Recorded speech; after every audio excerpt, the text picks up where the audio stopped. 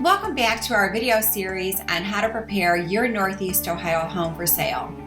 Today's topic of discussion is all about the nose. Yes, we're going to be having that frank discussion on odors in the home.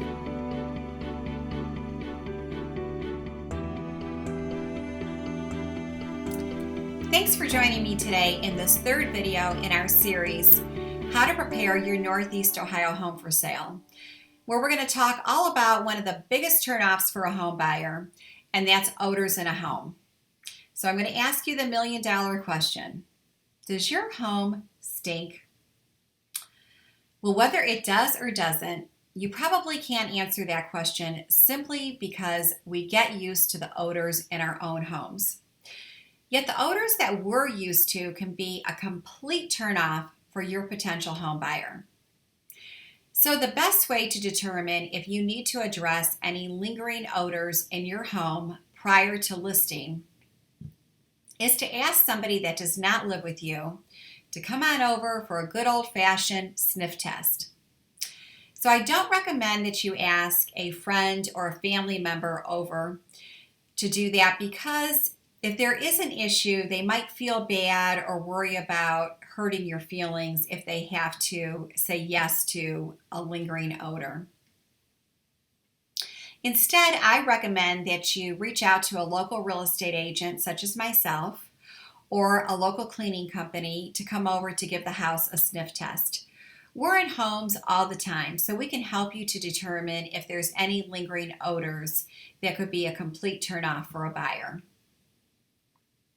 So your first instinct might be to mask any lingering odors that you are aware of with something like potpourri or air fresheners or candles or something like that.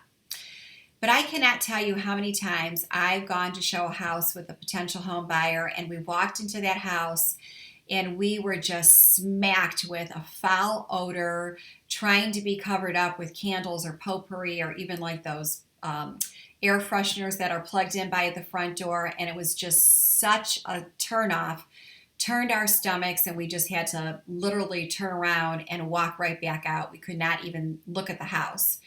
So instead of trying to mask the odor, which, I really think that that's probably our first instinct is, to just try to cover up that smell the best that we can. But instead of trying to mask the odor, we recommend that you eliminate any odors at its source. So I certainly would not recommend that you get rid of your beloved pets or even have your teenage son in his smelly socks camp out in the backyard until the house is sold. But to the best of your ability, eliminate any odors at its source.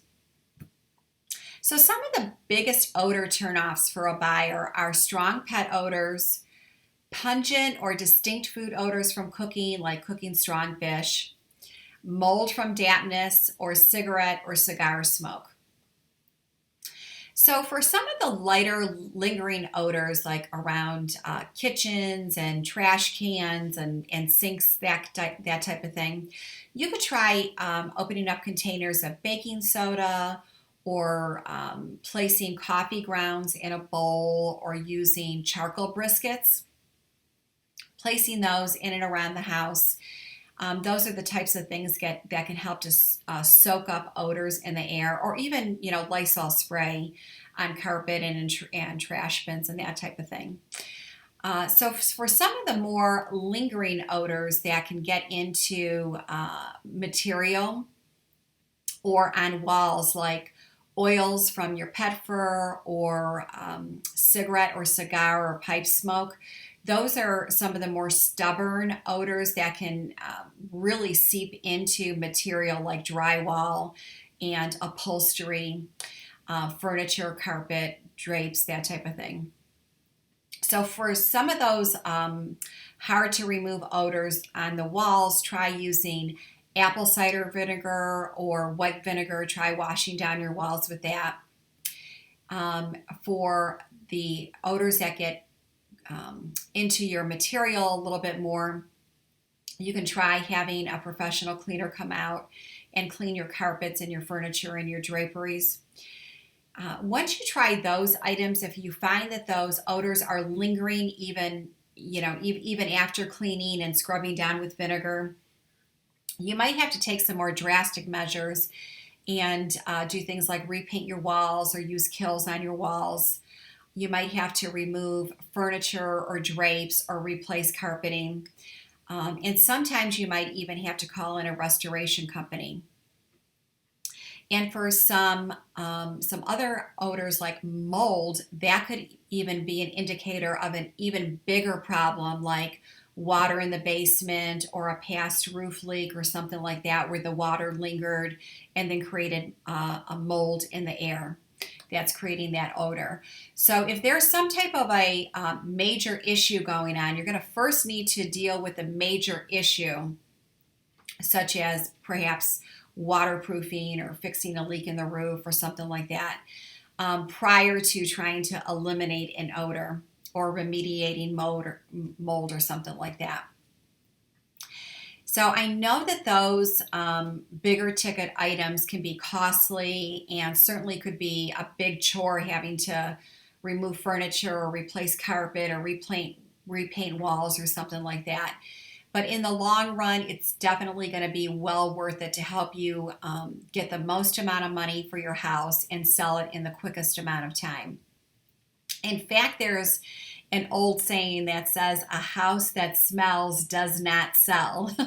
Well, at least for as much as you'd like or as quickly as you'd like it to happen. So even though some of those items can certainly be costly or be a big chore for you to do, in the long run, I can promise you it's definitely going to be well worth it. So if you have any questions on, are you doing too much, or should you do something, or should you not do something, please feel free to call me at area code 216-956-7635. I'm always happy to answer any questions or help walk you through anything that you're thinking about doing, or something that you might be thinking, well, I shouldn't do, but maybe should do. So I'm happy to answer any of those questions and provide my professional advice to you at any time.